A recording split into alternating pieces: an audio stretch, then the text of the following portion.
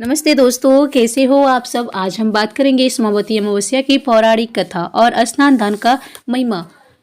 जो औरतें पीपल वृक्ष की पूजा या तुलसी माँ की पूजा आज के दिन की हैं, अमावस्या के दिन जो भी परिक्रमा की हैं, वो इस कथा को सुनना बेहद ही खास होगा आपके लिए। तो आइए जानेंगे, सोमावती अमावस्या के दिन भगवान शिव और माँ पार्वती की पूजा अर्चना की जाती है। धार्मिक मान्यता है कि ऐसा करने से साधक को पितरों का आशीर्वाद प्राप्त होता है। तो यहाँ पे हम जानेंगे इसकी कथा के बारे में। उससे पहले दोस्तों, यदि आप सब हमारे चैनल पे पहली बार आए हो तो प्लीज़ हमारे चैनल को सब्सक्राइब कर लीजिएगा और नीचे बेल आइकन बटन है उसको जरूर प्रेस कीजिएगा ताकि आने वाले हर एक नोटिफिकेशन वीडियो आप तक सबसे पहले पहुँच सके। तो एक लाइक पक्का कीजिएगा क्योंकि आप सभी का एक लाइक मुझे बहुत ही हिम्मत और प्रेरणा दिलाती है। तो हम बात करेंगे कि सोमावती अमावस्या आज 30 दिसंबर को है। सोमावती अमावस्या पर स्नान दान के लिए अभिजीत मुहूर्त दोपहर 12:02 से दोपहर 12:44 तक है। विजय मुहूर्त दोपहर बाद 2:07 से दोपहर 2:49 तक है। अमृत काल का समय 5:24 से 7:02 तक है। सोमावती अमावस्या के दिन पवित्र नदी, तालाब या कुंड में स्नान करना चाहिए। इसके बाद सूर्य देव को अर्घ्य देना चाहिए और गायत्री मंत्र का पाठ करना चाहिए। इस दिन भगवान शिव की पूजा करनी चाहिए और पितरों का तर्पण करना चाहिए। सोमावती अमावस्या में क्या नहीं छूना चाहिए। सोमावती के दिन पीपल की पूजा करने से शुभ फल प्राप्त होते हैं, लेकिन शनिवार के अलावा अन्य दिन पीपल का स्पर्श नहीं करना चाहिए। इसलिए पूजा करें लेकिन पीपल के वृक्ष का स्पर्श ना करें, इससे धन की हानि होती है। इस अमावस्या पर शराब और मांस इत्यादि से दूर रहें। इस दिन चटाई पर सोना चाहिए तथा शरीर में तेल नहीं लगाना चाहिए। सोमवार को पड़ने वाली अमावस्या को सोमावती अमावस्या कहते हैं। ये वर्ष में लगभग 1 अथवा 2 ही बार पड़ती है। इस अमावस्या का हिंदू धर्म में विशेष महत्व होता है। विवाहित स्त्रियों द्वारा इस दिन अपने पतियों की दीर्घायु कामना के लिए व्रत का विधान है। इस दिन मौन व्रत करने से सहस्त्र गोदान का फल मिलता है। शास्त्रों में इसे अश्रद्ध पदछड़ा व्रत भी कहा जाता है, भी संज्ञा दी गई है। और अश्रद्ध यानी पीपल वृक्ष, इस दिन विवाहित स्त्रियों द्वारा पीपल के वृक्ष की दूध, जल, पुष्प, अक्षत, चंदन इत्यादि से पूजा और वृक्ष के चारों ओर 108 बार धागा लपेटकर परिक्रमा करने का विधान होता है। और कुछ अन्य परंपराओं में भंवरी देने का भी विधान होता है। दान पान और खड़ी हल्दी को मिलाकर उसे विधान पूर्वक तुलसी के पेड़ को चढ़ाया जाता है। इस दिन पवित्र नदी में स्नान का भी विशेष महत्व समझाया जाता है। कहा जाता है कि महाभारत में भीष्म ने युधिष्ठिर को इस दिन का महत्व समझाते हुए कहा था कि इस दिन पवित्र नदियों में स्नान करने वाला मनुष्य समृद्धि, स्वस्थ और सभी दुखों से मुक्त होगा। ऐसा भी माना जाता है कि स्नान करने से पितरों की आत्माओं को शांति मिलती है।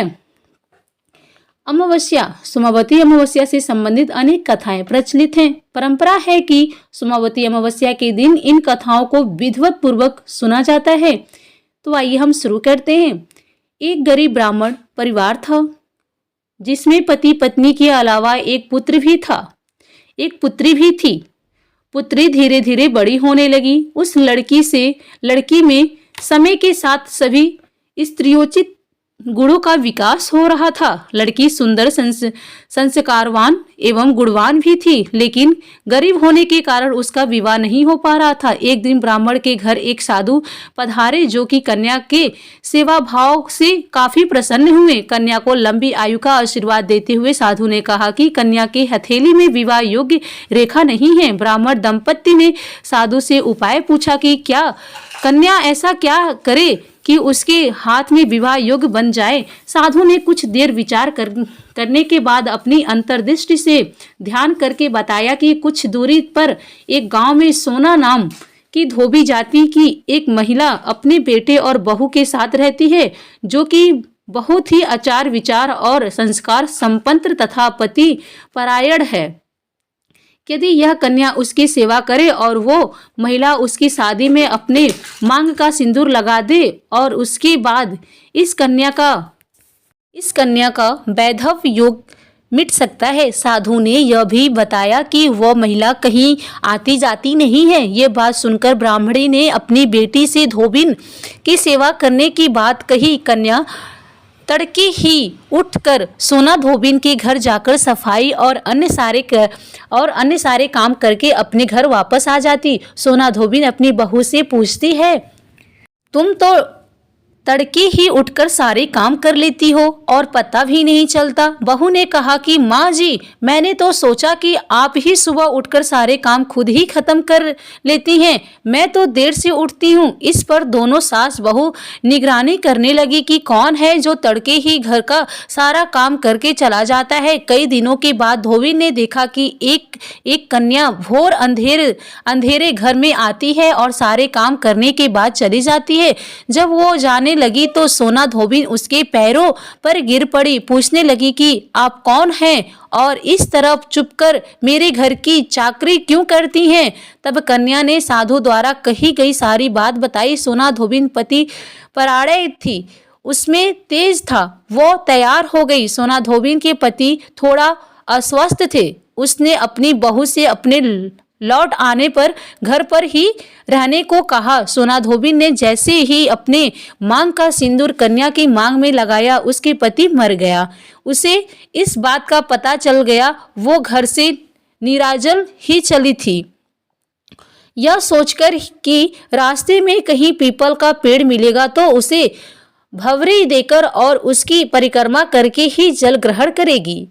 उस दिन सोमावती अमावस्या थी। ब्राह्मण के घर मिले पुए पकवान की जगह उसने ईंट के टुकड़ों से 108 बार भवरी देकर 108 बार पीपल के पेड़ की परिक्रमा की और उसके बाद जल ग्रहण किया। ऐसे करते ही उसके पति के मृदा शरीर में कंपन होने लगा। सोमावती अमावस्या की महिमा, पीपल के पेड़ में सभी देवता का वास होता है। अतः सोमावती अमावस्या के दिन से शुरू करके जो व्यक्ति हर अमावस्या के दिन भवरी परिक्रमा देता है, इसमें सुख और सौभाग्य में वृद्धि होती है। जो हर अमावस्या को न कर सके वो सोमवार को पड़ने वाली सोमावती अमावस्या के दिन 108 वस्तुओं की भवरी देकर सोना धोबिन और गौरी गणेश की पूजा करता है, उसे अखंड सौभाग्य की प्राप्ति होती है।